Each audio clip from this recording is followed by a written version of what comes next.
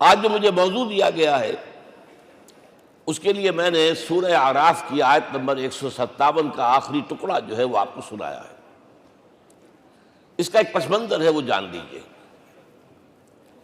آپ کو معلوم ہے کہ جب حضرت موسیٰ بنی اسرائیل کو لے کر مصر سے نکلے ہیں، اس کے بعد مرحلہ آیا کہ اللہ تعالیٰ نے حضرت موسیٰ کو کوہ طور پر طلب فرمایا تورات عطا کرنے کے لیے۔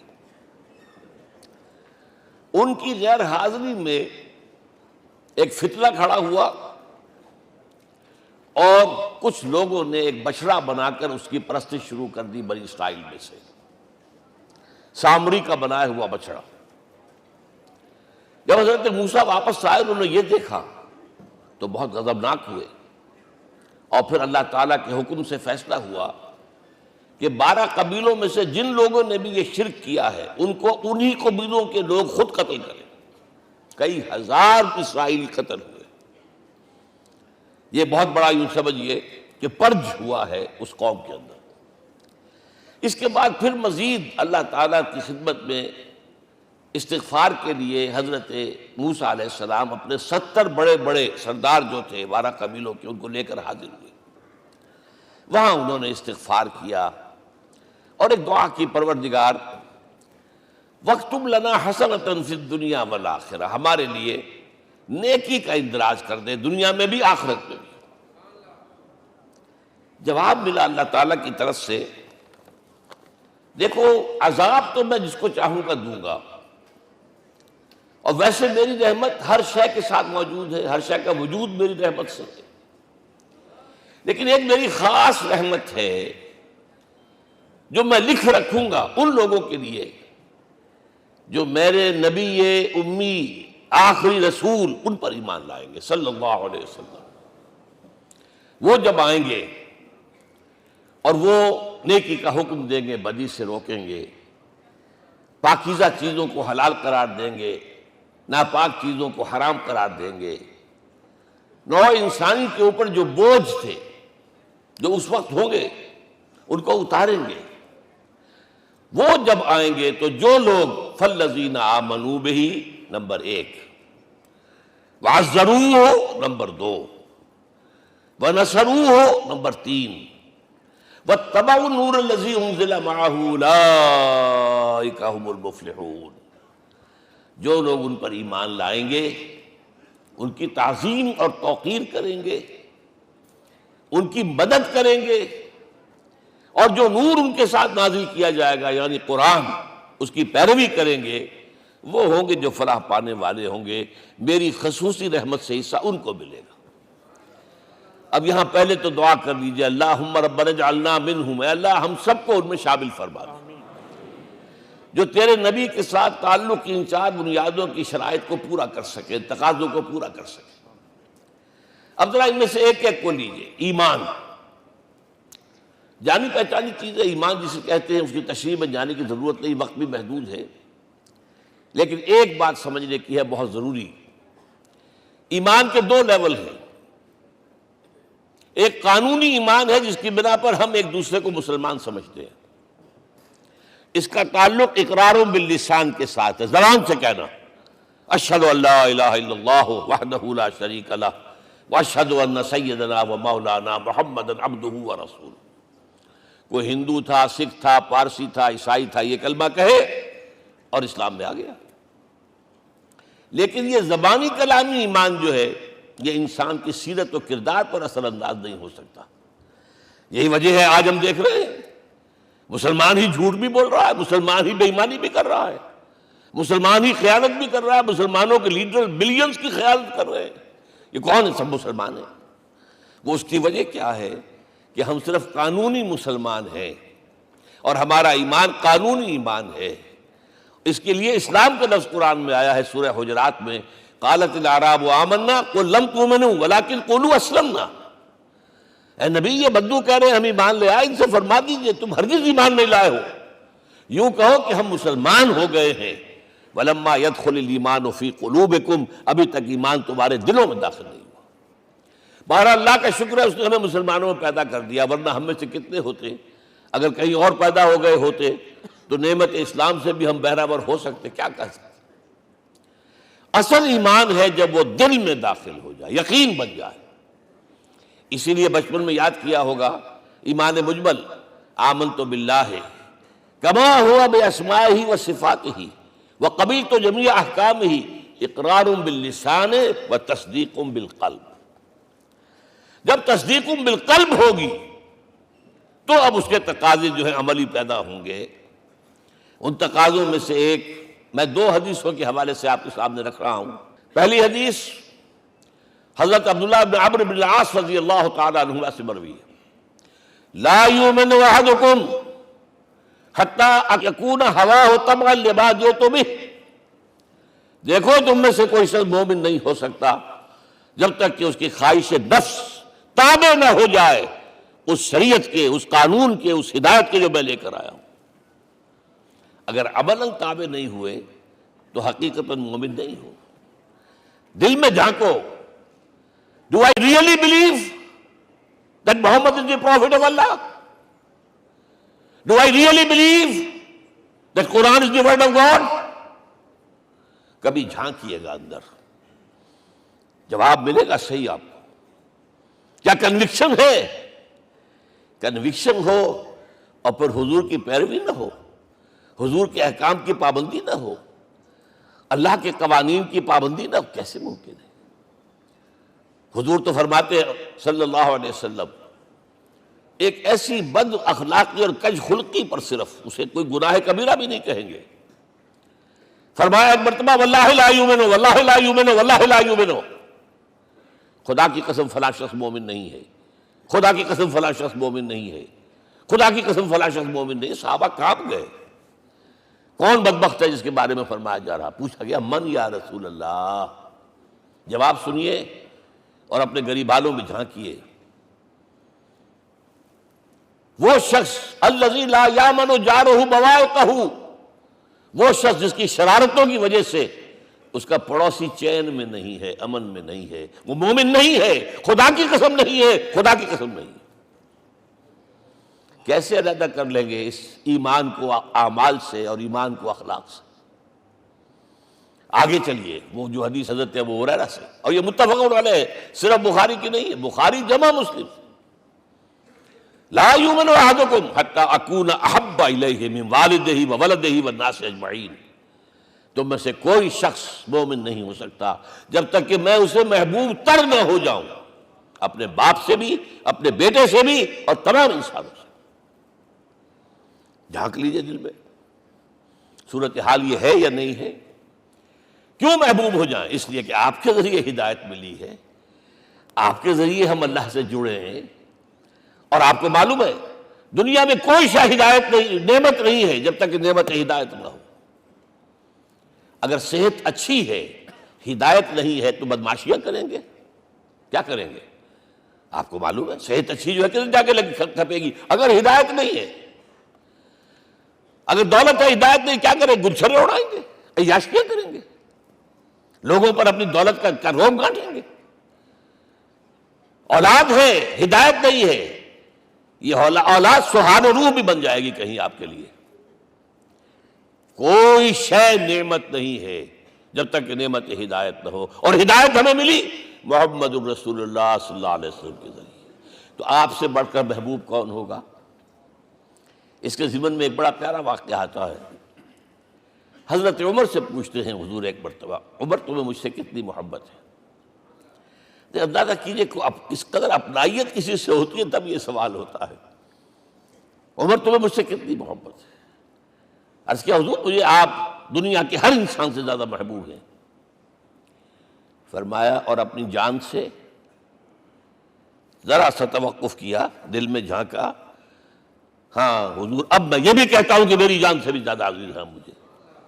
آپ نے فرمایا الان عمر اب پہنچے ہو جو مقام ہے، اب درکار ہے، جو مطلوب ہے۔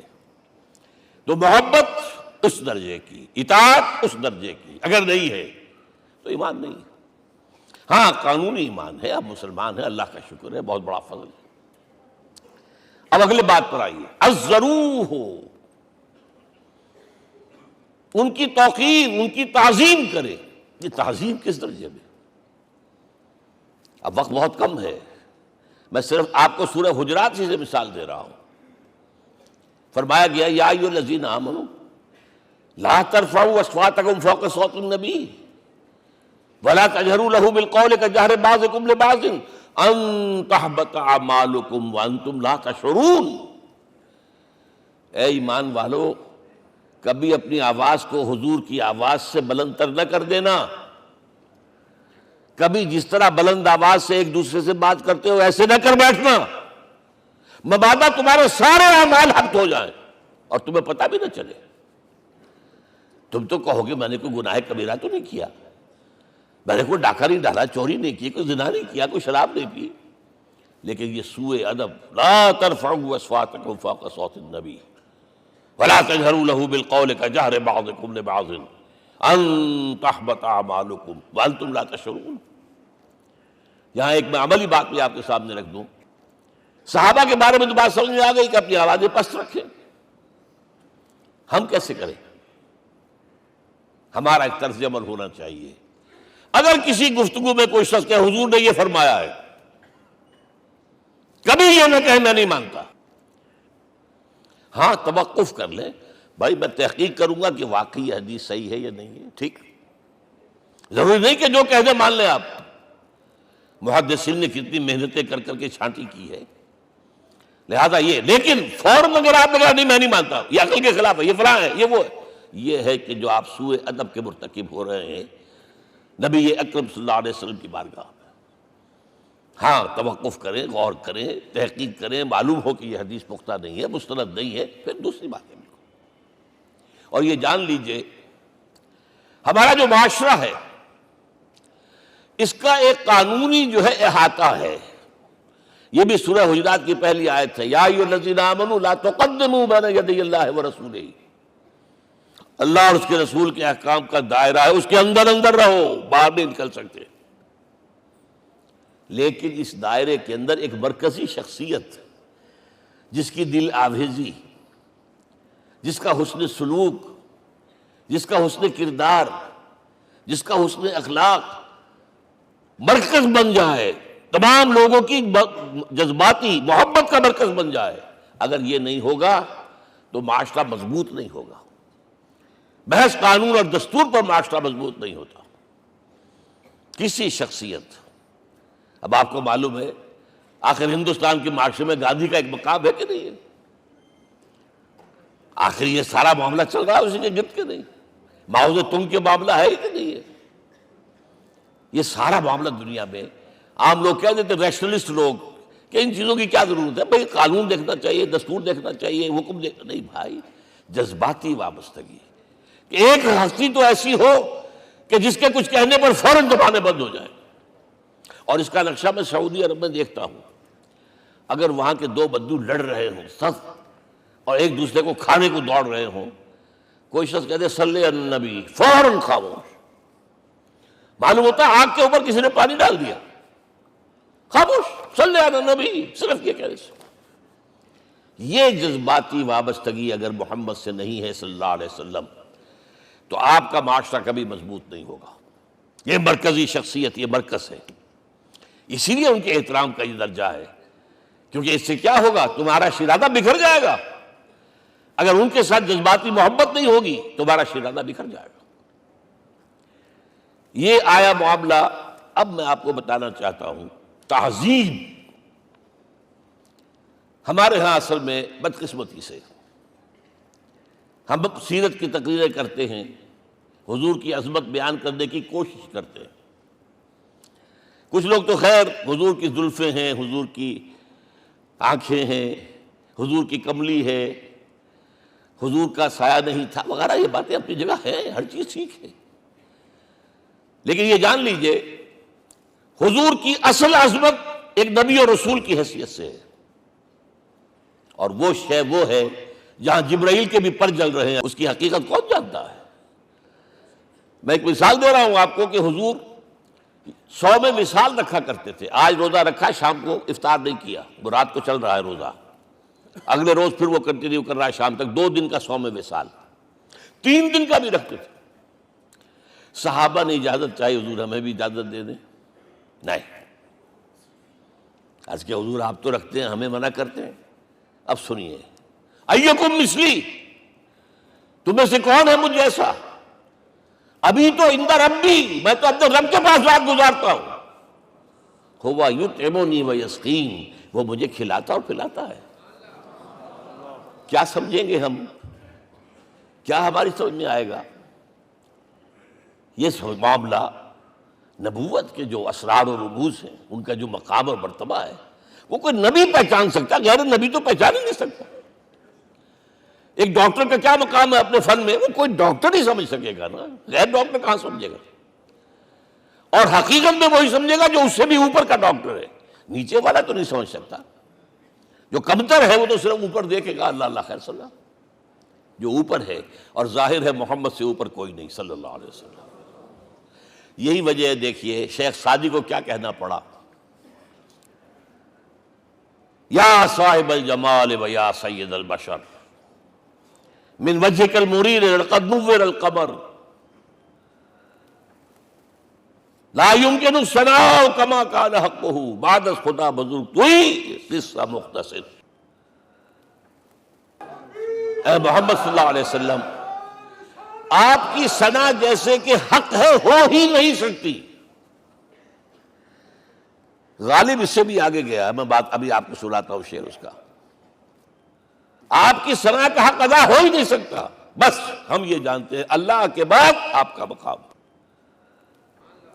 غالب جو آگے گیا ہے کہتا ہے، غالب ثنا خواجہ بیزداں گزاشتیم کہاں ذات پاک مرتبہ دان محمد است۔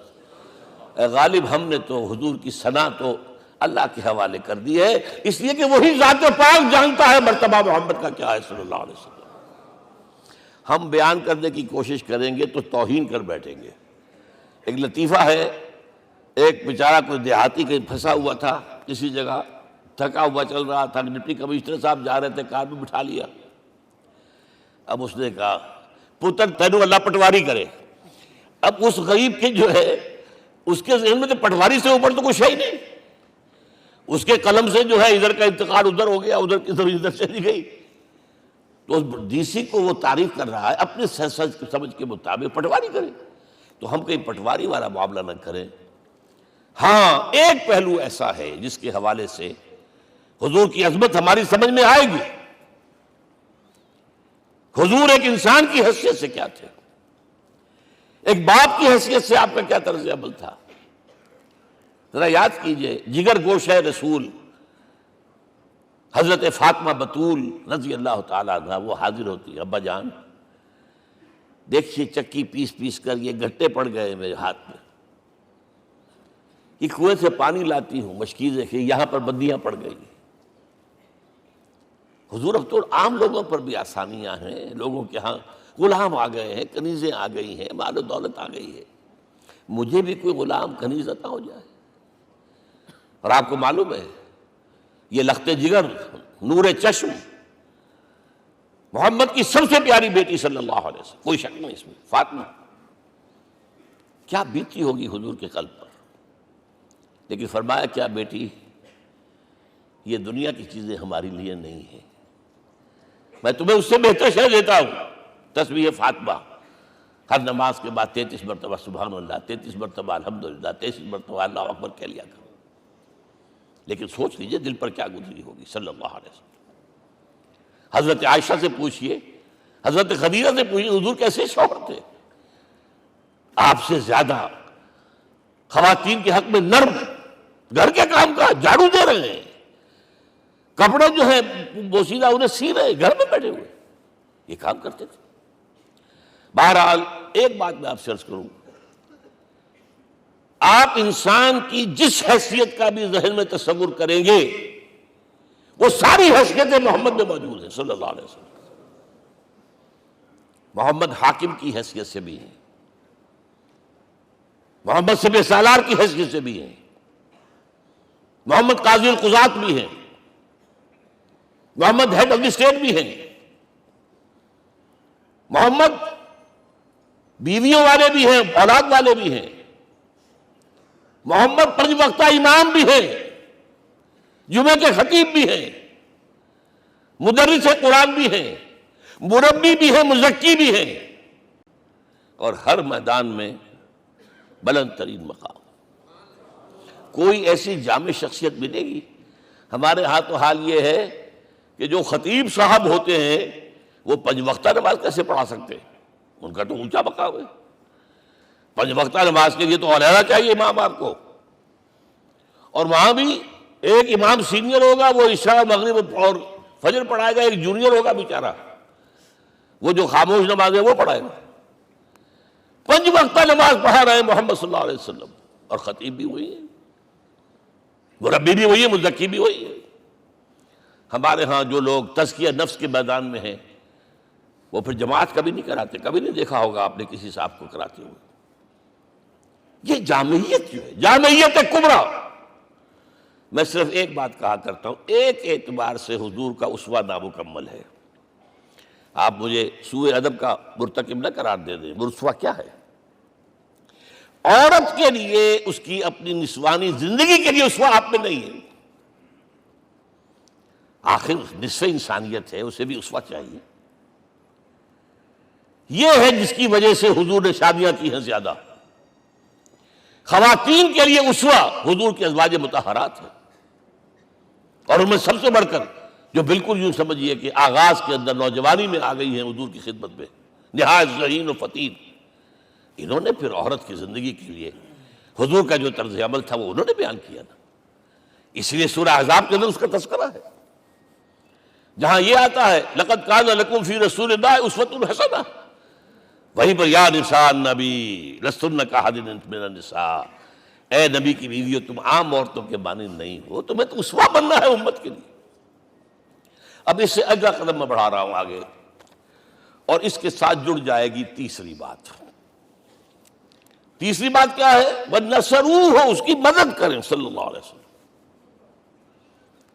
پہلی بات تو یہ نوٹ کیجئے، حضور انتہائی غیور انسان تھے، انتہائی غیور۔ یہ کہا جاتا ہے کہ اگر حضور گھوڑے اس میں سوار ہوتے تھے اونٹ پر، اور آپ کا کوڑا نیچے گر گیا، تو آپ یہ کسی سے نہیں کہتے تھے کہ ذرا یہ میرا کوڑا مجھے پکڑا دینا، یہ بھی گوارا نہیں تھا۔ آپ اونٹ بٹھا کر نیچے اتر کر اپنا کوڑا خود اٹھاتے تھے۔ کسی سے اپنے ذاتی کام کے لیے کوئی مدد مانگنا امکان ہی نہیں۔ بلکہ ایک واقعہ تو وہ ہے جب بھی میں تذکرہ کرتا ہوں میری آنکھوں میں آنسو آ جاتے ہیں۔ یہ ہجرت کے وقت کا واقعہ ہے۔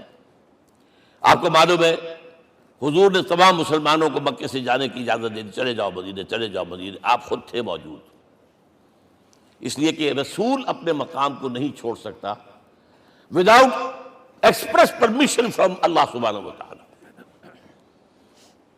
اب حضرت ابوبکر پوچھ رہے ہیں حضور اجازت آ گئی؟ نہیں آئی، آ گئی نہیں آئی، دن گزر رہے ہیں۔ حضرت عائشہ کی روایت ہے کہ ایک روز ہم نے دیکھا دوپہر کے وقت آ رہے ہیں حضور، کپڑے سے اپنا سر جو ہے ڈھانپا ہوا ہے۔ عرب میں دوپہر کے وقت وزٹ کرنا جو ہے یہ ان کے خلاف دستور ہے، ان کی تہذیب کے خلاف، یہ قیلولے کا وقت ہوتا۔ تو حیران ہوئے، آتے ہی فرمایا ابوبکر ہجرت کی اجازت ہو گئی۔ اب انتہائی خوشی سے اور بڑی امید میں کہ بڑی شاباش ملے گی، حضرت ابوبکر فرماتے ہیں، عرض کرتے ہیں حضور میں نے 2 اونٹیاں تیار کر رکھی ہیں، خوب کھلا پلا کے انہیں فرما کیا ہوا ہے، یہ ہجرت میں ہمارے کام آئے گی۔ حضور تھوڑا سا توقع فرماتے ہیں، پھر کہتے ہیں اچھا ٹھیک ہے، ایک میں استعمال کروں گا لیکن میں اس کی قیمت ادا کروں گا۔ حضرت ابوبکر رو پڑے، حضور مجھ سے یہ مغایرت،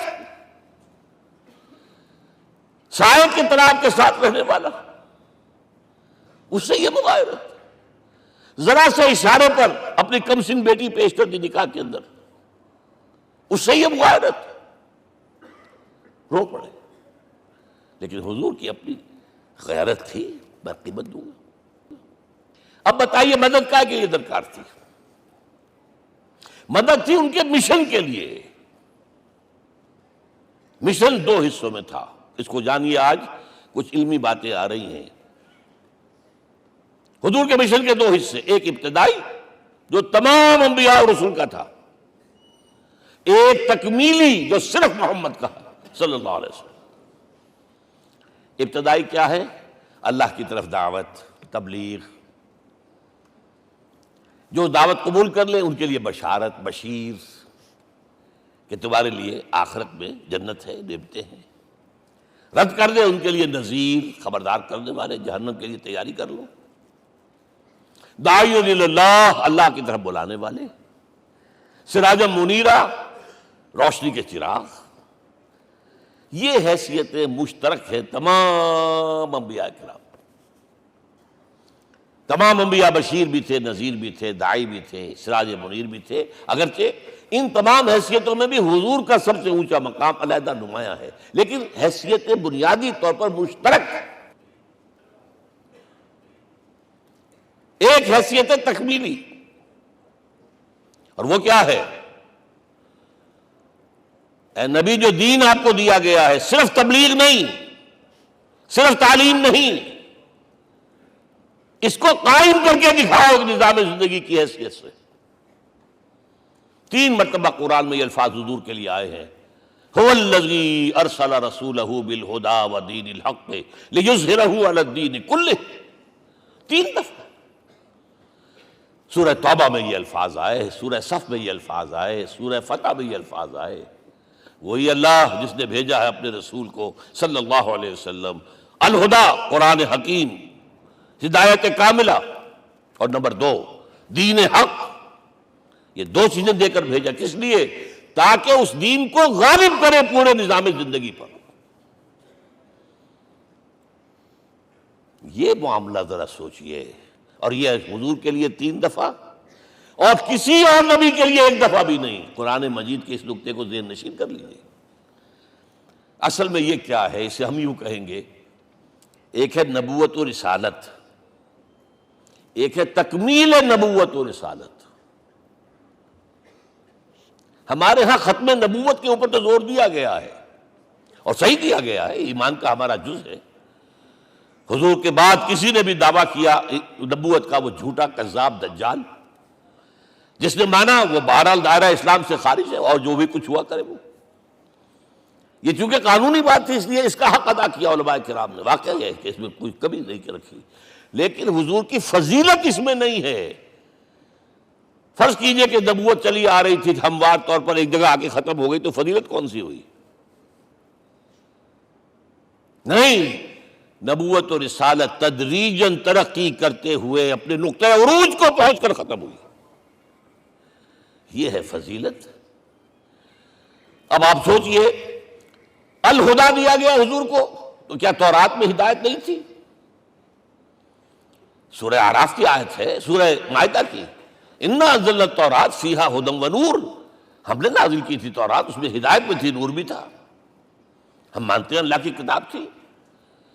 وہی فرمایا ہے انجیل فیہا ھدی ونور، اس میں ہدایت بھی تھی، نور بھی تھا۔ پھر یہ الہدیٰ قرآن آیا۔ یہ کیا ہے؟ ہدایت نے درجہ بدرجہ ترقی کرتے ہوئے قرآن میں آ کر کامل ہو گئی، ہدایت کامل۔ وجہ کیا ہے؟ انسان کا شعور بھی تو درجہ بدرجہ بڑھا ہے۔ ایک وقت تھا ہمارا بچپن تھا، فکر کے اعتبار سے، سوچ کے اعتبار سے، علم کے اعتبار سے، ہمارے آباء و اجداد کبھی جو رہتے تھے غاروں کے اندر یا کبھی آئے ہیں تو کیا تھا ان کے پاس؟ اب اس وقت جو ہے کسی کو آپ پرائمری کے بچے کو پی ایچ ڈی ڈاکٹر رکھ دیجئے ٹیوٹر، تو کیا پڑھائے گا؟ پڑھائے گا تو وہی جو پرائمری کا بچہ سمجھ سکے۔ لہذا وہ جو کہا گیا تھا آدم کو اس زمین کی خلافت دیتے، فَإِمَّا يَأْتِيَنَّكُم مِّنِّي هُدًى فَمَن تَبِعَ هُدَايَ فَلَا خَوْفٌ عَلَيْهِمْ وَلَا هُمْ يَحْزَنُونَ۔ یہ ہدایت رفتہ رفتہ آئے گی، آئے گی، آئے گی، آئے گی۔ اور یہ بات جان لیجئے،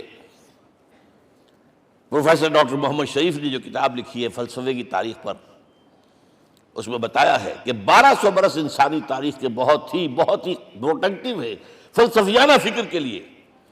from 600 BC to 600 AD 1200 years, سارے فلسفے اسی میں پیدا ہوئے۔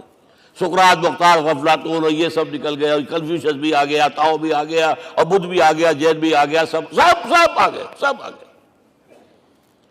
گویا کہ انسان جب کچھ سوچ سکتا تھا، جتنا سوچ سکتا تھا سوچ چکا، اور یہ بھی سنا دوں، حضرت عیسیٰ نے کہا تھا اپنے حواریوں سے، ڈپارٹنگ جو میسج تھا، مجھے ابھی تم سے اور بھی بہت باتیں کرنی تھی لیکن تم ان کا تحمل نہیں کر سکو گے، جب وہ فارقلیت آئے گا صلی اللہ علیہ وسلم تو تمہیں سب کچھ بتائے گا۔ لہذا جب انسان بلوغت کو پہنچا ہے فلسفیانہ فکر کے اعتبار سے، تب، اور یہ بھی نوٹ کر لیجئے، بہت اہم بات کہہ رہا ہوں، چند مہینے غار حرا کی تنہائیوں میں اللہ تعالیٰ نے حضور کو وہ سارا ذہنی سفر طے کرایا ہے۔ کیا کرتے تھے حضور جا کر غار حرا میں؟ کبھی سوچا آپ نے؟ اگر آپ یہودیوں میں پیدا ہوئے ہوتے تو یہودی طرز پر آپ عبادت کرتے، اگر کہیں عیسائیوں میں پیدا ہوتے تو عیسائیوں کی طرف پر آپ تو نہیں تھے، آپ تو پیدا وہ مشرکین میں شرک کرنے کا امکان ہی نہیں آپ کے لیے، تو کیا کرتے تھے؟ حدیث کے الفاظ یہ یتحنث فی، وہاں جا کر عبادت کرتے تھے۔ اب شارحین حدیث نے بہت عمدہ لکھا ہے، کانا صفت تعبدہ فی غار حرا التفکر والاعتبار، غار حرا میں آپ کی عبادت فکر، غور و فکر، تفکر و اعتبار، جس کی میں تعبیر یہ کر رہا ہوں، جس کو کہا کبھی اکبر الہ آبادی نے، خدا کے کام دیکھو بعد کیا ہے اور کیا پہلے، نظر آتا ہے مجھ کو بدر سے غار حرا پہلے۔ تم غار حرا کو نہیں جانتے، مصطفیٰ اندر حرا خلوت گزید، قوم آئین و حکومت آفرید۔ The most productive part of the period life of Muhammad is that which he passed in غار حرا۔ فکر کی ساری جو ہیں بلندیاں طے کی، تب آیا ہے اقرأ بسم ربک، اب اللہ کا الہدیٰ شروع ہوا ہے۔ اچھا، اسی طرح نمبر 2، دین حق مکمل ہوا ہے۔ ورنہ جب ہم کبھی غاروں میں رہتے تھے کسی میونسپلٹی کا بھی سوال نہیں، نظام کسے کہیں گے؟ پھر یہ ہے کہ قبائلی نظام آیا، چلیے ایک شیخ ہے اس کا کہنا ماننا ہے سب کو، کچھ نظام تو بن گیا نا، اور نظام جہاں آئے گا جکڑ بندی ہو جائے گی۔ اب تم فلاں قبیلے کے شخص ہو، اس کا قبیلے کا سردار یہ، تمہیں حکم ماننا پڑے گا، اس قبیلے کی روایت یہ ہے، تمہیں پیروی کرنی پڑے گی، you have to do it whether you like it or not۔ پھر آپ کی سٹی اسٹیٹس وجود میں آئی، پھر امپائرز وجود میں آ گئے، 400-500 برس سے رومن امپائر، 400-500 برس سے ایرانین امپائر عرب کے اوپر ایسے تھی جیسے افغان کے سر کے اوپر بہت بڑا جو ہے پگڑ رکھا ہوتا ہے، کتنا بڑا ہوتا ہے۔ وہ کسی نے شعر کہا بھی تھا، مجھے تو اب یاد نہیں، کہ سر پہ باندھے ہوئے پورا افغانستان، میرا خیال ہے ضمیر جعفری۔ تو کیا تھا یہ جزیرہ نما عرب، یہ جزیرہ کہلاتا ہے، الجزیرہ، الجزیرہ، اس لیے کہ نیچے آپ کو معلوم ہے بحیرہ عرب، ادھر جو ہے خلیج آ رہی ہے آخر تک، ادھر سے بحیرہ قلزم جا رہا ہے، اور پھر خلیج عقبہ آ گئی ہے، تو یہ سارا جو ہے جزیرہ نما ہے، اس سے پیننسولا۔ لیکن عرب اوپر 2 اور ہیں، عراق عرب، شام عرب۔ عراق عرب پر قبضہ ایران کا، شام عرب پر رومیوں کا۔ اور جب یہ سلطنتیں بن گئیں تو گویا کہ انسان شکنجے میں آ گیا، ظلم، محنت کرے کسان، عیش کرے جاگیردار، اور بادشاہ محل بنائے، لگان وہاں سے آ رہا ہے، از جفائے دے خدایاں کشتے دہقانہ خراب، کرگے پر بیٹھا ہوا کوئی کھدر بن رہا ہے، ٹیکس دو، بادشاہ محل بھی بنائے گا، یاشیاں بھی کرے گا، سارا نسوانی حسن جو ہے کوہ قاف کا لے آئے گا اپنے ہاں، اور پھر فوج بھی رکھے گا، ذرا تم نے گردن اٹھائی تو تمہاری سرکوبی کرنے کے لیے فوج تیار ہے۔ یہ جب جکڑ بند آئی ہے انسان پر، تب محمد کو بھیجا گیا ہے، دی لیبریٹر، اسے آزاد کرانے والا، دین حق دیا گیا۔ یہ دین حق قرآن مجید میں اسی لیے کہا گیا، یہ میں کہہ رہا ہوں تکمیل رسالت النبوت، الیوم اکملت لکم دینکم واتممت علیکم نعمتی ورضیت لکم الاسلام دینا، آج میں نے تمہارے لیے تمہارے دین کو کامل کر دیا ہے، یہ مکمل نظام زندگی ہم نے دیا ہے، پہلے تھا ہی نہیں۔ لہذا کسی اور نبی سے یہ نہیں کہا گیا کہ اس کو غالب کرو، میں نے آپ کو بتا دیا کہیں نہیں ہے، نہ نوح، نہ ہود، نہ صالح، نہ ابراہیم، نہ موسیٰ، نہ عیسیٰ، کوئی بھی نہیں۔ اور حضور سے کہا گیا یہ دین اب غالب کرو۔ اگر صرف تم کتاب میں لکھ کر دے جاؤ اور اس کے مثال پیش نہ کر سکو، دنیا کہے گی بہت اچھی شاعری ہے، آج بھی آپ کو معلوم ہے دی ریپبلک کتاب زندہ ہے، لیکن آج تک ایک دن کے لیے بھی وہ نظام کہیں قائم ہوا ہے؟ ہم یہی کہیں گے کہ ٹھیک ہے، یہ جو ہے ایک خواب ہے، اللہ اللہ ساتھ، اس کے سوا کیا یوٹوپیا ہے؟ اس نظام کو قائم کر کے دکھاؤ۔ اب آپ اس کو اینالائز کر لیجئے، اچھی طرح سمجھ لیجئے۔ It was the revolutionary role which was assigned to محمد صلی اللہ علیہ وسلم۔ نظام کو بدلنا، اسی کا نام تو انقلاب ہے۔ انقلاب کسے کہتے ہیں؟ دنیا میں دو نظام ایک جگہ نہیں ہو سکتے، مذہب 100 بھی ہو سکتے ایک جگہ۔ مذہب لمیٹڈ ہے، آپ کی ذاتی زندگی، آپ کے کچھ عقائد ہیں، کچھ عبادات ہیں، کچھ رسومات ہیں، کچھ سوشل رائٹس ہیں، یہ ہے بس۔ تو یہ تو 100 بھی دے کین کو ایگزسٹ۔ امریکہ میں کتنے ہیں؟ مسلمان گئے مسجدیں بنا لی ہیں، ہندو گئے ہیں مندر بنا لیے ہیں، سکھ گئے ہیں ان کے جو گردوارے بنے ہوئے ہیں، سلوتے یعنی یہودیوں کے اور عیسائیوں کے تو بے شمار ہے ہی ہیں، لیکن ہے ہمہ مذہب۔ لیکن دین تو دو نہیں ہو سکتے، یا ڈیموکریسی ہوگی یا بادشاہت ہوگی، ایک تو دو تو نہیں ہو سکتے۔ یا کیپٹلزم ہوگا یا سوشلزم ہوگا، دو تو نہیں ہو سکتے۔ یا تھیوکریسی ہوگی یا ڈیموکریسی ہوگی، دو نہیں ہو سکتے۔ اور یہ بھی آپ کو معلوم ہے دنیا میں کہیں ویکوم نہیں ہے، نظام کے اعتبار سے کبھی نہیں رہا ہے، ہر ایک نظام موجود ہے۔ آپ کوئی دوسرا نظام لانا چاہتے ہیں، پہلے اس کو جڑ سے اکھیڑنا پڑے گا۔ گفت رومی ہر بنائے کوہنا کا آباداں کلند، تو نہ دانی اولا تعمیر راں ویرا کلند۔ رومی نے کہا ہے کہ دیکھو، اگر کوئی نئی تعمیر تمہیں کرنی ہو تو تم جانتے نہیں ہو پہلے پرانی تعمیر کو گرانا پڑتا ہے۔ پہلے آپ نظام جڑ سے کھینچ کر پھینکیں گے باہر، تب نظام لائیں گے نا۔ اور یہ ظاہر بات ہے جو نظام بھی ہے اس کے ساتھ ویسٹڈ انٹرسٹ ہے، اس کے ساتھ پریولیج کلاسز ہیں، دے وانٹ اسٹیٹس کو، وہ کوئی تبدیلی نہیں ماننے کو تیار، کیونکہ اسی نظام کی شاخوں پر تو ان کے گھونسلے بنے ہوئے، وہیں سے تو مفادات ان کے وابستہ ہے۔ لہذا نظام جو ہے بدلنے کے لیے جانیں دینی پڑتی ہیں، خون بہانا پڑتا ہے، جان جوکھوں کا کام کرنا پڑتا ہے، اس کے بغیر نظام نہیں بدلتا۔ اور محمد کا رول صلی اللہ علیہ وسلم، یہ ہے وہ عظمت محمد کی جو انسان نے پہچانی ہے۔ میں 3 گواہیاں آپ کے سامنے پیش کر رہا ہوں، 1 from the east, 2 from the west, 3 کئی ملوے ہے۔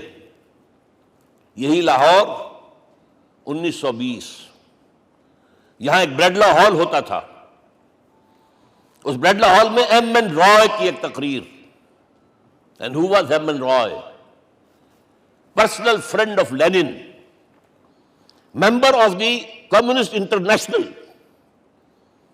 He knew what revolution is، اور اس نے ہسٹوریکل رول آف اسلام تقریر کی لاہور کے اندر 1920 میں، اور اس نے کہا تاریخ انسانی کا عظیم ترین انقلاب وہ تھا جو محمد نے برپا کیا صلی اللہ علیہ وسلم۔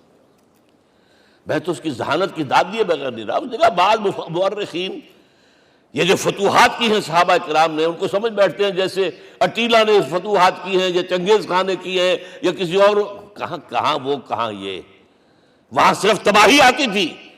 اور محمد صلی اللہ علیہ وسلم کے پیروکاروں نے جب دنیا فتح کی ہے، نئی تہذیب دی ہے، نیا تمدن دیا ہے، نیا نظام دیا ہے، روشنی دی ہے، علوم کو تازہ کیا ہے، علوم ایجاد کیے ہیں۔ یہ ہے وہ انقلاب جو محمد نے برپا کیا صلی اللہ علیہ وسلم۔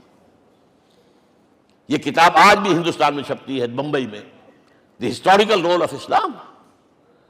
اور میں سمجھتا ہوں کہ ہندو ہے، کمیونسٹ ہے، اور گواہی دے رہا ہے۔ دوسرا، یہ تو چونکہ بڑی ریسنٹ پاسٹ کی بات ہے، ڈاکٹر مائیکل ہارٹ ایک کتاب لکھتا ہے دی 100، اس کا سب ٹائٹل کیا ہے؟ A selection and gradation of the 100 most influential personalities of the human race, human history. پوری انسانی نسل میں سے ان لوگوں کو چن لو جنہوں نے اس کی تاریخ کے دھارے کے رخ کو موڑا ہو۔ ادھر جا رہا تھا ادھر کر دیا، ادھر جا رہا تھا ادھر کر دیا۔ جن لوگوں نے بھی تاریخ کا دھارا موڑا، پہلے سلیکٹ کر لو، سلیکشن۔ 100 آدمی کا نام آ گئے، اب گریڈیشن ان میں سب سے زیادہ کس نے کیا؟ اور ٹاپ پر لایا محمد کو صلی اللہ علیہ وسلم۔ یہ کتاب تو اویلیبل ہے، پڑھیے۔ اور چونکہ عیسائی ہے اور حضرت عیسیٰ کو نمبر 3 پر لے گیا، غور کیجئے۔ نمبر 2 پر لایا نیوٹن کو، بابائے طبیعیات، اور پھر کہتا ہے naturally I owe an explanation. میں عیسائی ہوتے ہوئے I am placing Muhammad at one at top, how? This is because, یہ لفظ یاد کیجئے، this is because he is the only person supremely successful in both the religious and secular fields۔ ذہانت، وہ زندگی جو آج تقسیم کر دی گئی ہے، یہ مذہبی زندگی ہے، یہ سیکولر ہے، یہ ریاست ہے، قانون ہے، یہ ہے، وہ اس کو علیحدہ رکھو بھائی، مذہب کو علیحدہ رکھو۔ وہ کہتے ہیں کہ یا تو مجھے ملتا ہے کہ وہ آدمی جو ادھر اونچا ہے تو دوسری طرف نیچا ہے، کچھ بھی نہیں، ادھر اونچا ہے تو ادھر کچھ نہیں۔ روحانیت میں، دین میں، اخلاق میں عیسیٰ سے اوپر کون جائے گا؟ لیکن حکومت میں، ریاست میں کوئی پدہ بھی نہیں رکھا، زیرو۔ مذہب کتنا بڑا پیدا کر دیا گوتم بدھ نے، لیکن ریاست، حکومت زیرو۔ اور بڑے سے بڑے جو ہے شہنشاہ اور بڑے سے بڑے کانکرس، کوئی چلا آیا ہے، آپ سوچئے جو گریک آ رہا ہے، جو سکندر اعظم کہاں سے چل کر مقدونیہ سے کہاں پہنچ گیا؟ بیاس تک۔ اٹیلا کہاں سے پہنچ گیا؟ مشرق سے مغرب تک۔ لیکن مذہب و اخلاق کے اندر زیرو نہیں بلکہ مائنس ویلیو لانی پڑے گی۔ ایک ہی انسان ہے، آپ کم سے کم give credit to his honesty. ایک ہی انسان، دو ہے ہی نہیں۔ He is the only person supremely successful in both the religious and the secular fields.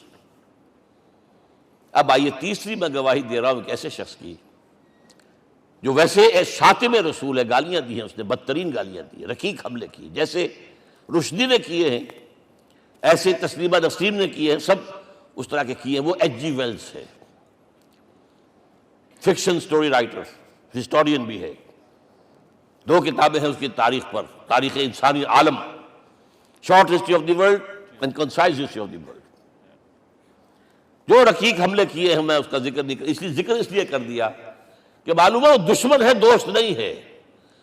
اگر کسی کا دوست ہوگا تو تعریف کرے گا، وہ دشمن ہے، میں اسٹیبلش کرنا چاہتا ہوں، ہی از انیمی۔ اور عربی زبان کا ایک مقولہ یہ ہے کہ الفضل ما شہدت بہ الاعداء، فضیلت تو وہ ہوتی ہے جس کی ایک گواہی دشمن دے۔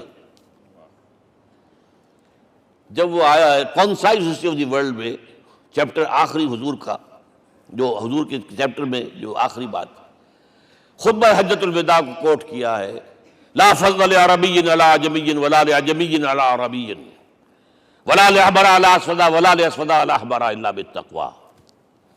کسی عرب کو کسی عجمی پر کوئی فضیلت نہیں، کسی عجمی کو کسی عرب پر کوئی فضیلت نہیں، کسی گولے کو کسی کارے پر کوئی فضیلت نہیں، اور کسی کالے کو کسی گورے پر کوئی فضیلت نہیں، ہاں تقوی کے ساتھ فضیلت ہے۔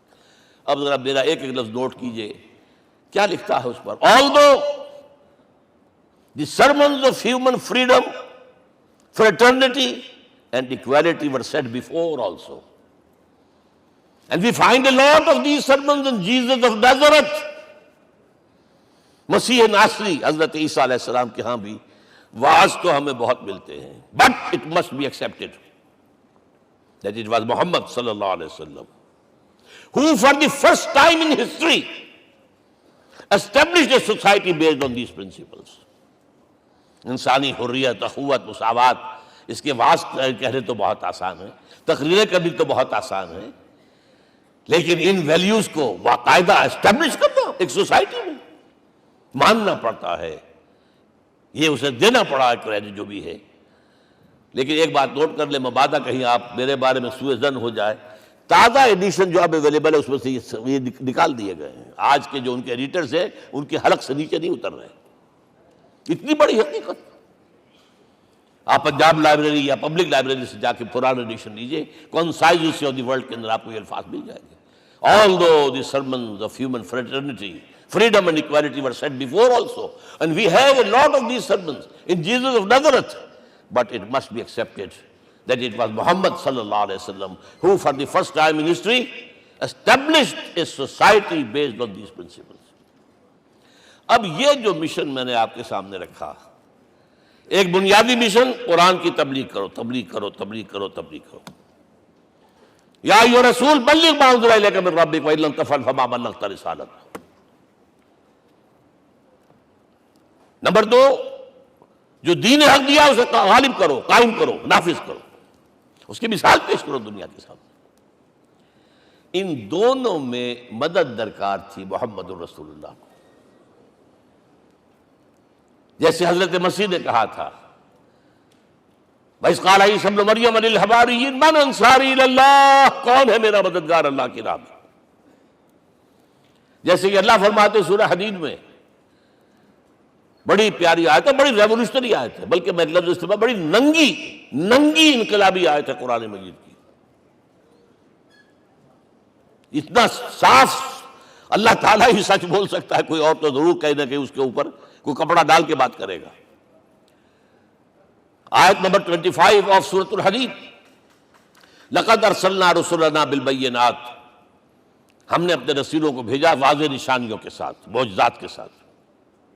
وَأَنزَلْنَا مَعَهُمُ الْكِتَابَ وَالْمِيزَانَ، ان کے ساتھ کتاب اتاری، شریعت اتاری، میزان اتاری، نظام اتارا. لِيَقُومَ النَّاسُ بِالْقِسْطِ، تاکہ لوگ عدل پر قائم ہوں. اس لیے کتاب کیوں بھیجی، رسول کیوں بھیجے، نبی کیوں بھیجے، وحی کیوں بھیجی؟ تاکہ لوگ عدل پر قائم ہوں. یہ اس سے بڑی آیت کوئی ہوگی؟ عدل اجتماعی، سوشل جسٹس. اب اگلا ٹکڑا پڑھیے، وَأَنزَلْنَا الْحَدِيدَ، ہم نے لوہا بھی اتارا ہے، فِيهِ بَأْسٌ شَدِيدٌ، اس سے اسلحہ بنتا ہے، جنگی قوت ہے. وَلِيَعْلَمَ اللَّهُ مَن يَنصُرُهُ وَرُسُلَهُ بِالْغَيْبِ، اور اللہ دیکھ لینا چاہتا ہے کون ہے اس کے وفادار بندے جو لوہے کی طاقت کو ہاتھ میں لے کر اللہ اور اس کے رسول کی مدد کرتے ہیں. دین اللہ کا، اسے قائم کرنا اللہ کی مدد ہے، اسے قائم کرنا محمد کا فرض ہے، اس کے جد و جہد کرنا محمد کی مدد ہے صلی اللہ علیہ وسلم. یہ تھی نصرت. اور یہ نصرت آپ کو معلوم ہے حضور کی زندگی میں صحابہ کرام نے کی ہے کہ نہیں کی؟ جو شخص ایمان لایا فوراً داعی بن گیا، فوراً. ابو بکر ایمان لائے، اور 6 جو ہیں عشرہ مبشرہ میں سے چوٹی کے صحابہ، وہ ان کی دعوت پر ایمان لائے. سعد ابن ابی وقاص، طلحہ، زبیر، عثمان، سعید ابن زید، یہ سب کون ہیں؟ حضرت ابو بکر کی دعوت. نوجوان ہیں، مصعب بن عمیر کو گھر سے نکال دیا چچا نے، اور بڑا نہ کر کے نکالا ہے کم وقت نے، اس لیے کہ باپ مر گیا تھا، بہت دولت چھوڑ گیا تھا. ماں نے بڑے ناز و نام میں پالا تھا. کہتے ہیں 200 درہم کا جوڑا اس کا بن کر آتا تھا شام سے. جیسے کبھی ہم کہتے تھے کہ پنڈت نہرو کے کپڑے جو ہے پیرس سے سل کر آتے ہیں، اور جہاں سے گزر جاتا تھا مشم، اتنا اس نے لگایا ہوتا تھا عطر کے پوری گلی جو ہے وہ خوشبو سے جو ہے بھر جاتی تھی.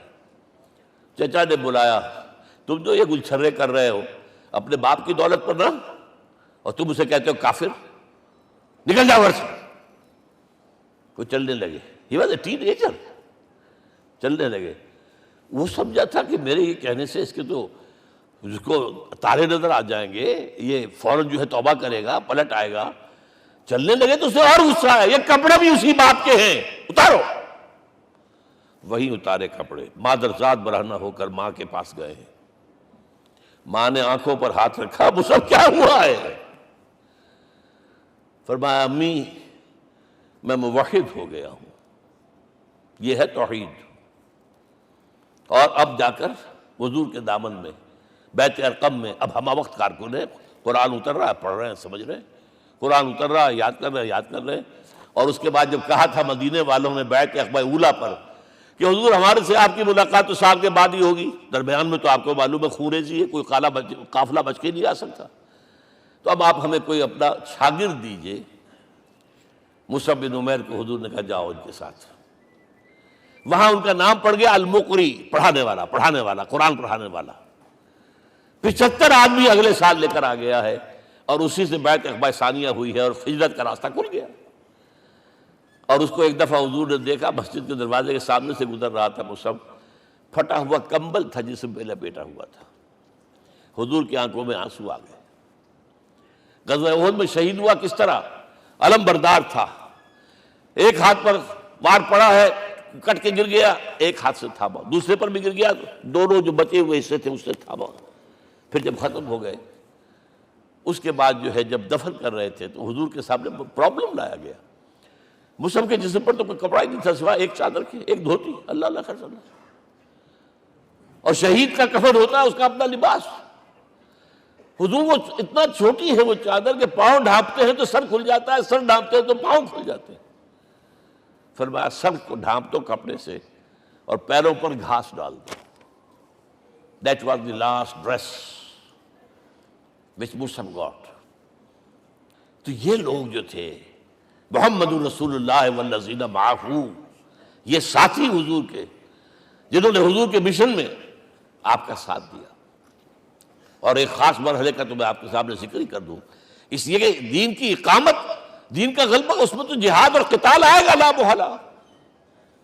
Nobody is going to allow you to change the system. اگر سسٹم بدلتا ہے تو اس کے ساتھ جو مفادات بدلتے ہیں وہ ختم ہو جاتے ہیں، جو پرولیجز ہیں وہ ختم ہو جاتے ہیں.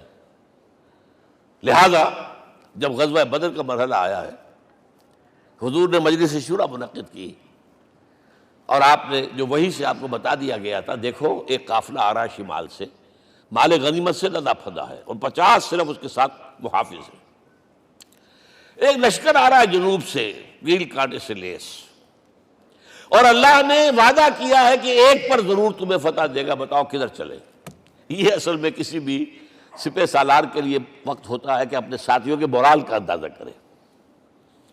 کچھ ہوں گے ہم جیسے کمزور بھی، انہوں نے کہا کہ حضور پہلے قافلے کی طرف چلے، آسانی سے فتح بھی ہو جائے گی اور ہتھیار مل جائیں گے ہمیں. ہمارے پاس تو ہتھیار بھی نہیں ہے، گنتی کے لوگوں کے پاس تلواریں بھی نہیں سب کے پاس، تو 50 آدمیوں کے ہتھیار تو ملیں گے، پھر لشکر سے نپٹ لیں. اب حضور کہہ رہے ہیں اشیرونی اشیرونی اشیرونی.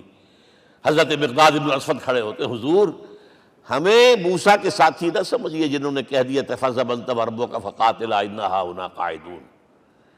ہم موسیٰ کے ساتھی نہیں ہیں، ہم آپ کے جانثار ہیں. آپ جو آپ کی نیت ہے آپ بسم اللہ کیجئے، ہم آپ کو کیا پتہ ہمارے ذریعے آپ کو اللہ تعالیٰ آنکھوں کی ٹھنڈک عطا فرمائے. حضور پھر فرمائے مجھے مشورہ دو، مجھے مشورہ دو. تب خیال آیا سعد ابن عبادہ رضی اللہ تعالیٰ عنہ کو، جو رئیس انصار تھے، ہو نہ ہو یہ ہماری طرف روئے سخن ہے. کیونکہ بیعت عقبہ ثانیہ جس کے نتیجے میں ہجرت ہوئی ہے اس میں طے یہ ہوا تھا کہ اگر یہ مکے والے مدینے پر حملہ آور ہوں گے آپ کو ختم کرنے کے لیے، ہم آپ کی حفاظت ایسے ہی کریں گے جیسے اپنے بیوی بچوں کی. اور ابھی مدینے پر حملہ ہوا نہیں ہے، حضور پری ایمپٹ کر رہے ہیں، باہر نکل کر مقابلہ کرنا چاہ رہے ہیں. تو گویا کہ انصار کور نہیں ہوتے اس کے اندر، اس لیے بار بار اشیرونی، مجھے مشورہ دو. اب سعد بن عبادہ کھڑے ہوتے ہیں، کانک تعنینا یا رسول اللہ صلی اللہ علیہ وسلم. اے اللہ کے رسول شاید آپ کا روئے سخن ہماری جانب ہے. فإنا آمنا بک وصدقناک، ہم آپ پر ایمان لا چکے ہیں، ہم نے آپ کی تصدیق کی، اب ہمارے پاس چوائس کون سا ہے؟ اگر آپ آگے چلیں ہم پیچھے چلیں گے، اگر برق الغماد تک پہنچیں گے ہم اپنی اونٹنیوں کو دبلا کر دیں گے. یمن کا آخری شہر جو ہے برق الغماد، اور اگر آپ ساحل سمندر پر کھڑے ہو کر اپنی سواری سمندر میں ڈالیں گے ہم بھی ڈال دیں. بہرحال یہ مراحل ہیں کہ جن سے گزر کر حضور نے اللہ کے دین کو غالب کیا اور قائم کیا، اور اس ہر سطح پر، ہر مرحلے پر صحابہ کرام نے آپ کا ساتھ دیا. جہاں آپ کا پسینہ گرا وہاں انہوں نے اپنی خون کی ندیاں بہا دی. محمد رسول اللہ والذین معہ اشداء علی الکفار رحماء بینہم. یہ ہے در حقیقت عظمت محمد صلی اللہ علیہ وسلم. آج کے دور میں سمجھ لیجئے اچھی طرح، یہ دور جس کا کہ فاتح ہیں حضور، فاتح سے مطلب افتتاح کرنے والے، اس دور میں اجتماعی نظام کی اصل اہمیت ہے. اجتماعی نظام غلط ہے، ایکسپلائٹیٹو ہے. تقسیم دولت کا نظام غلط ہے. کیا ہوگا؟ ایک طرف دولت جمع ہوگی، ایکومولیشن آف ویلتھ، ایک طرف بھوک، افلاس، فاقہ ہوگا. شاہ ولی اللہ دہلوی کہتے ہیں کہ جس معاشرے میں تقسیم دولت کا نظام غلط ہو جائے یہ دو دھاری تلوار ہے، دو دھاری، دونوں طرف کاٹتی ہے۔ ایک طرف دولت جمع ہوگی تو عیاشیاں ہوں گی، بدماشیاں ہوں گی، گلچرے ہوں گے، وہ بھی خراب، معاشرے کے لیے خراب۔ اور ایک طرف فقر ہوگا اور بھوک ہوگی اور فاقہ ہوگا، یہ بھی خراب۔ اس لیے کہ حضور فرماتے ہیں کاد الفقر ان یکون کفرا، فقر تو انسان کو کفر کی حد تک پہنچا دیتا ہے، لہذا فق کو کل نظام کو توڑنا ہوگا۔ یہ الفاظ ہے شاہ ولی اللہ دہلوی رحمۃ اللہ علیہ کے، جو 12ویں صدی ہجری کے مجدد ہیں۔ اس نظام کو بدلنا، اب آپ سوچئے حضور صلی اللہ علیہ وسلم نے جب اپنے اس مشن کی تکمیل کر لی، تو میں اب دو باتیں آپ کو بتا رہا ہوں۔ چونکہ حضور کی بعثت صرف عرب کے لیے نہیں تھی، صرف عربوں کے لیے نہیں تھی، صرف ملک عرب کے لیے نہیں تھی۔ اگر یہ ہوتا تو آپ کا کام مکمل ہو گیا تھا، پورے عرب میں اللہ کی حکومت قائم ہو گئی، ایک ایک شخص تک قرآن پہنچ گیا۔ لیکن 5 جگہ قرآن میں آیا ہے وَمَا أَرْسَلْنَاكَ إِلَّا كَافَّةً لِلنَّاسِ بَشِيرًا وَنَذِيرًا، ہم نے نہیں بھیجا آپ کو مگر تمام انسانوں کے لیے بشیر اور نذیر بنا کر۔ لہذا کام مکمل نہیں ہوا۔ اقبال کہتا ہے وقت فرصت ہے کہاں، کام ابھی باقی ہے، نور توحید کا اتمام ابھی باقی ہے۔ یہ بھی تکمیل رسالت کا مظہر ہے کہ حضور سے پہلے کوئی رسول پوری نوع انسانی کے لیے نہیں بھیجا گیا، آپ پہلے رسول ہیں اللہ کے اور آخری جو پوری نوع انسانی کے لیے بھیجے گئے۔ حضرت عیسیٰ نے بھی یہی کہا تھا اپنے حواریین سے، تو سینٹ پال نے اسے تبلیغی مذہب بنایا ہے۔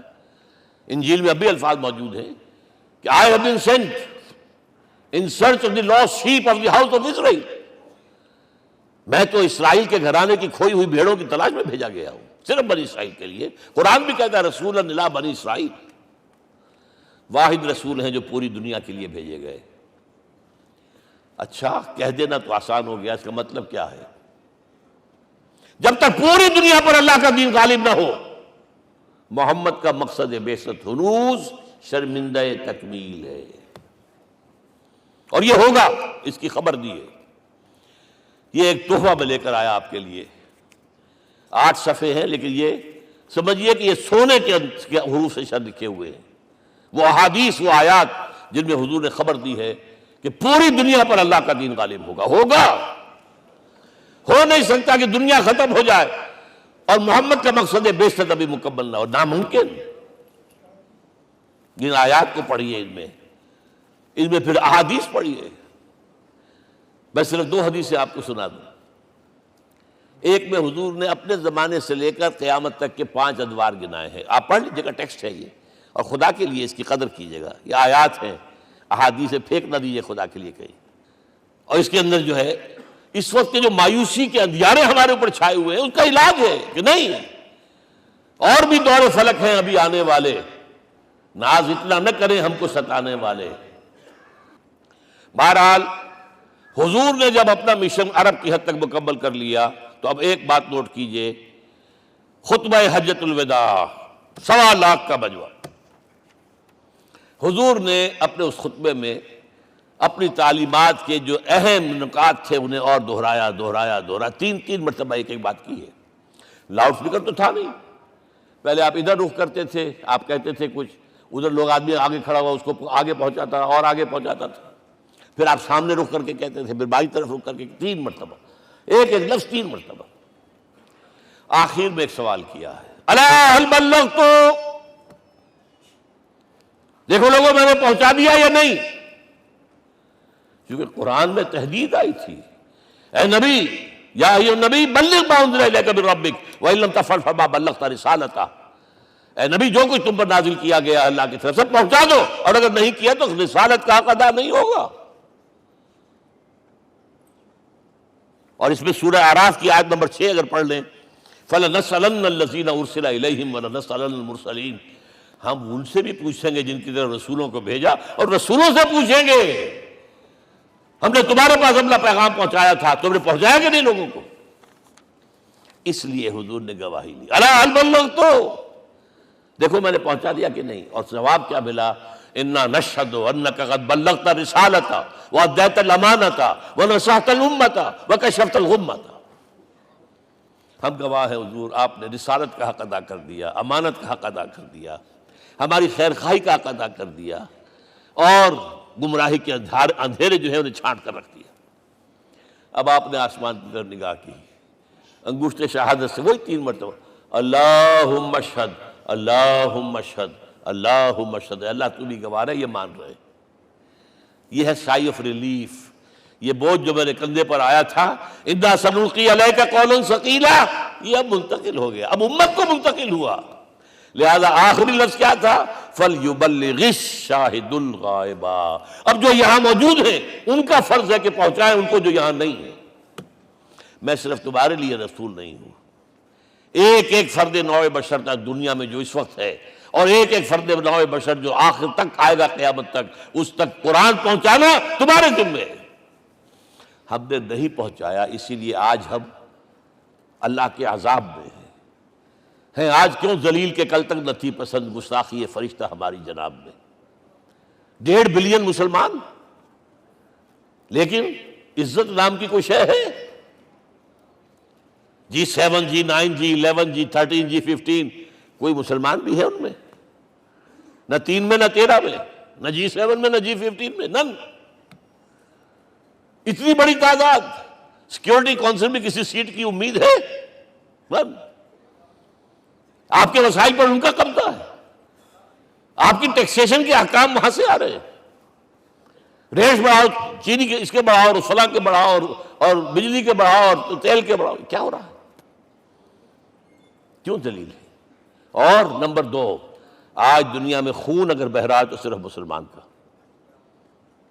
ہو گیا، مانند آب ارضا مسلمان کا لہو۔ 60 سال سے کشمیر اور فلسطین، پھر درمیان میں صومالیہ، چچنیا، کوسوو، یہ سب بوسنیا، پھر آپ کو معلوم ہے فلپائنز،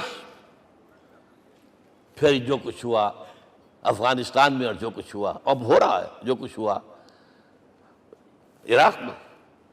یہ کیوں ہے؟ We are criminals number 1. We have not done our duty. ہم نے قرآن کو اپنا امام نہیں بنایا، دوسروں کے سامنے کیا پیش کریں گے؟ ہمارا اپنا سارا نظام سود کے اوپر مبنی ہے۔ بہرحال پہلا فرض یہ ہے، اب اس کو پہنچاؤ، اور یہاں تک فرمایا بلغوا عنی ولو آیۃ، پہنچاؤ میری جانب سے چاہے ایک ہی آیت، preach on my behalf۔ یہ کام جو ہے، جو کہا گیا تھا، واقعہ یہ کہ میں 50 برس سے کر رہا ہوں، یہ آج کی بات نہیں ہے۔ تکمیل اور تدوین فن میں جو بھی حفیظ کا حصہ ہے، نصف صدی کا قصہ ہے، 2-4 برس کی بات نہیں۔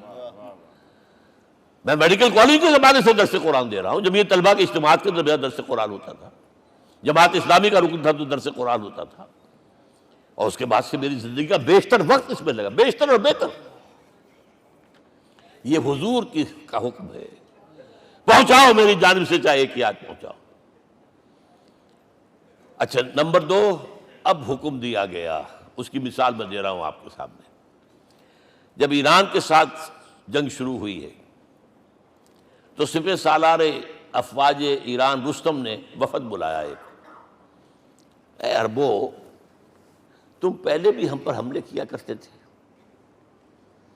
لیکن پہلے لوٹ مار کر کے واپس چلے جاتے تھے۔ یہ جان لیجئے، یہ ہسٹری کا ایک موقع ہے خاص،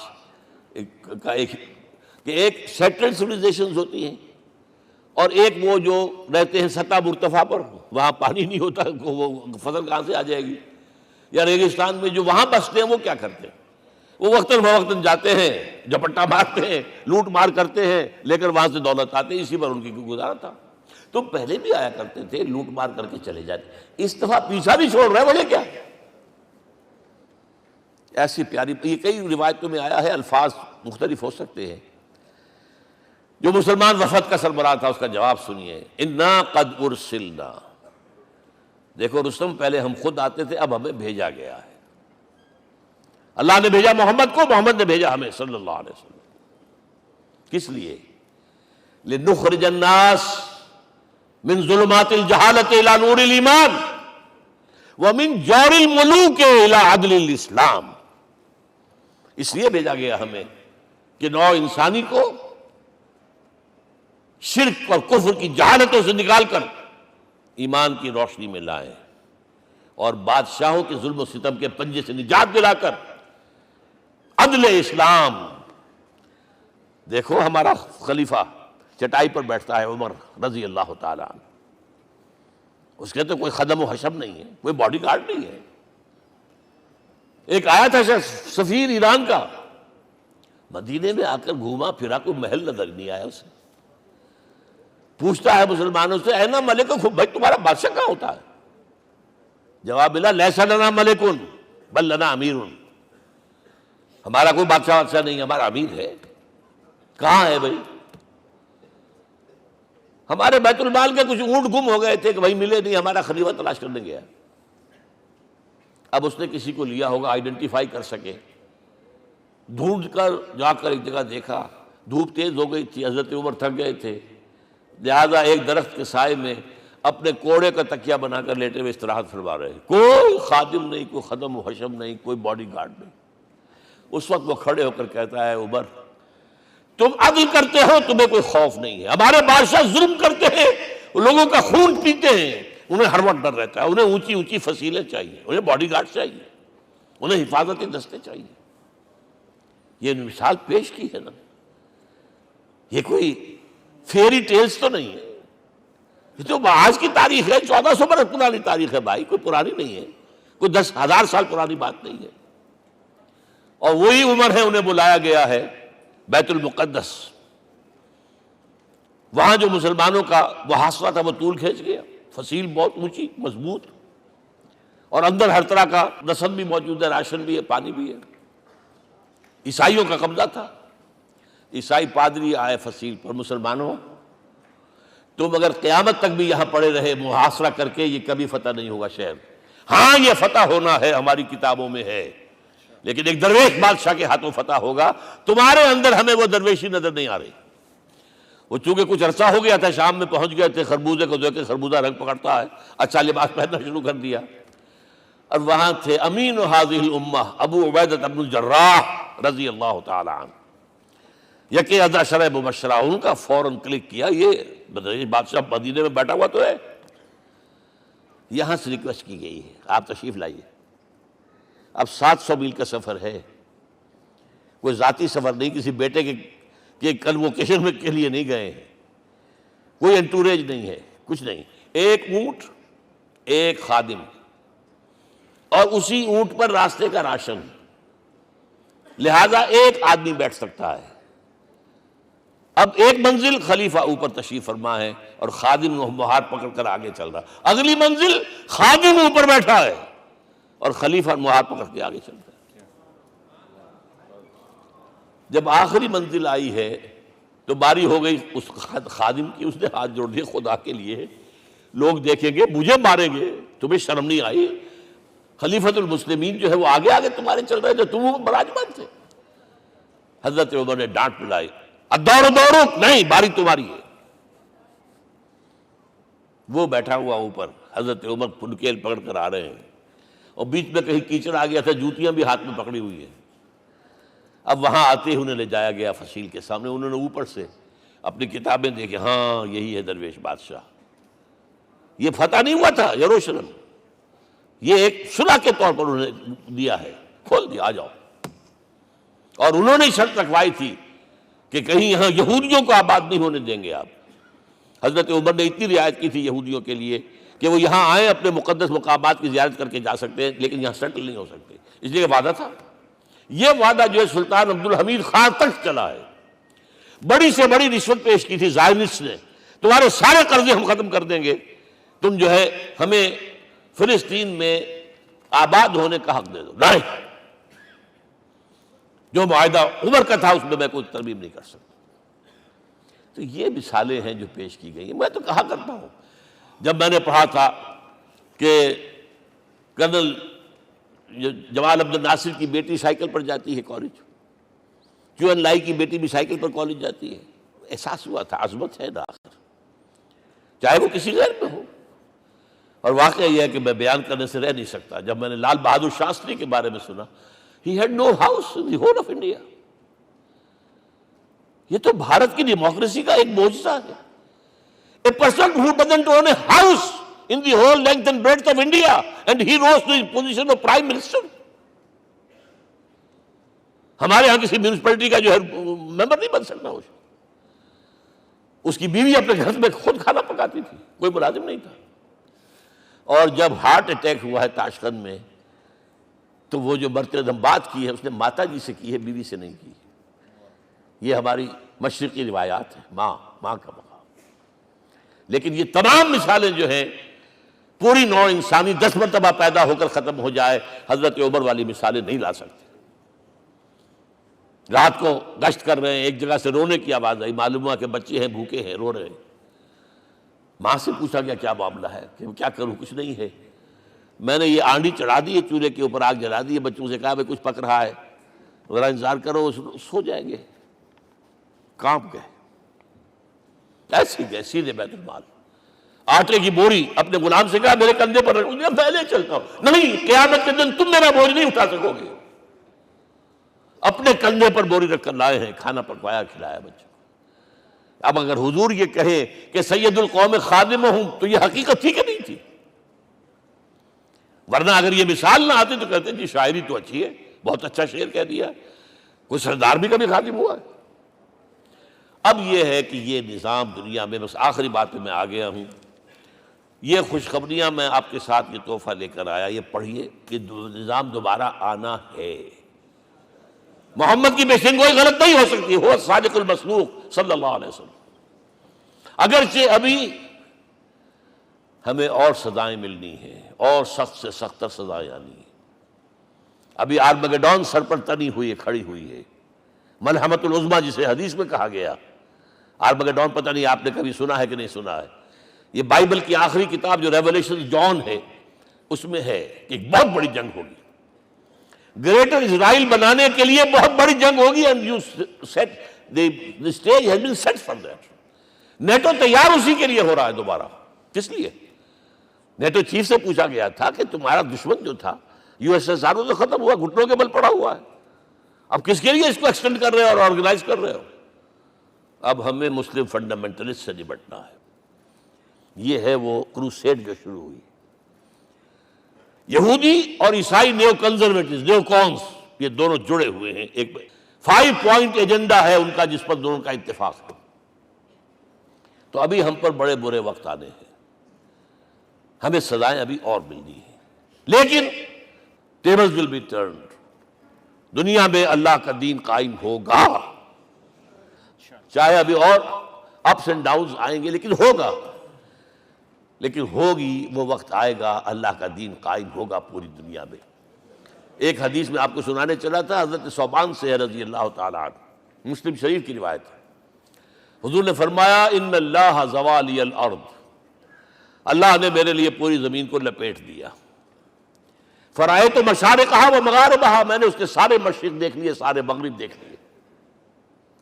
وَإِنَّ أُمَّتِي سَيَبْلُغُ مُلْكُهَا مَا زُوِّئَ لِي مِنْهَا، میری امت کی حکومت ان تمام علاقوں پر قائم ہو کر رہے گی جو اللہ نے زمین کو لپیٹ کر مجھے دکھا دیے۔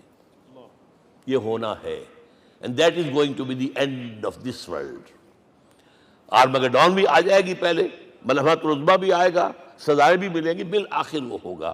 لیکن آخری بات، میرے اور آپ کے لیے مسئلہ لمحہ فکریہ کیا ہے؟ میں اور آپ کہاں کھڑے ہیں؟ Are we on the side of Allah or on the side of America؟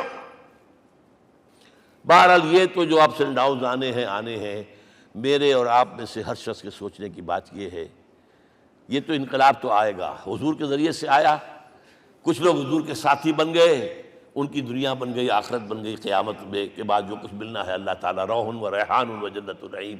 کچھ رہ گئے کہ چاہے سگا چچا تھا محروم رہ گئے، ابو لہب۔ آج بھی یہ قافلہ ادھر چل رہا ہے۔ اقبال نے بالکل ٹھیک کہا ہے کہ دنیا کو ہے پھر مار کا روح و بدن پیش، تہذیب نے پھر اپنے درندوں کو ابھارا، اللہ کو پامر دیے مومن پہ بھروسہ، ابلیس کو یورپ کی مشینوں کا سہارا۔ اور صحیح کہا ہے، آخری بات جو کہہ رہا ہوں، ایک نقطہ میرا رہ گیا ہے، وَاتَّبَعُوا النُّورَ الَّذِي أُنزِلَ مَعَهُ، چوتھی بات، اور یہ کہ وہ لوگ جو اس نور کا اتباع کریں گے کہ جو ان کے ساتھ نازل کے قرآن، اس لیے کہ قرآن ہی ذریعہ ہے، آلہ انقلاب ہے۔ قرآن انسانوں کو بدلتا ہے، افراد کو، افراد مل کر جماعت بن کر وہ جو انقلاب برپا کرتے. بٹ انڈیویجول چینج، اقبال کے الفاظ میں چوں بجا در رفت جہاں دیگر شود، یہ قرآن اگر کسی کے باطن میں اتر جاتا ہے تو اس کے اندر انقلاب آ جاتا ہے. He is a change person from within واتبعوا النور الذی انزل معہ. لیکن آخری دور کے بارے میں یہ چند اشعار سنا رہا ہوں. شب گریزاں ہوگی آخر جلوہ خورشید سے، یہ چمن معمور ہوگا نغمہ توحید سے، ہو کر رہے گا. اور پھر دلوں کو یاد آ جائے گا پیغام سجود، پھر جبیں خاک حرم سے آشنا ہو جائے گی. اور آنکھ جو کچھ دیکھتی ہے لب پہ آ سکتا نہیں. میں وہ حیرت ہوں کہ دنیا کیا سے کیا ہو جائے. آب روان کبیر تیرے کنارے کوئی دیکھ رہا ہے کسی اور زمانے کے خواب. وہ زمانہ آنا ہے، لیکن دیکھنا یہ ہے کہ میرا اور آپ کا اس میں کتنا حصہ ہے. اقول قولی ھذا واستغفر اللہ لی ولکم ولسائر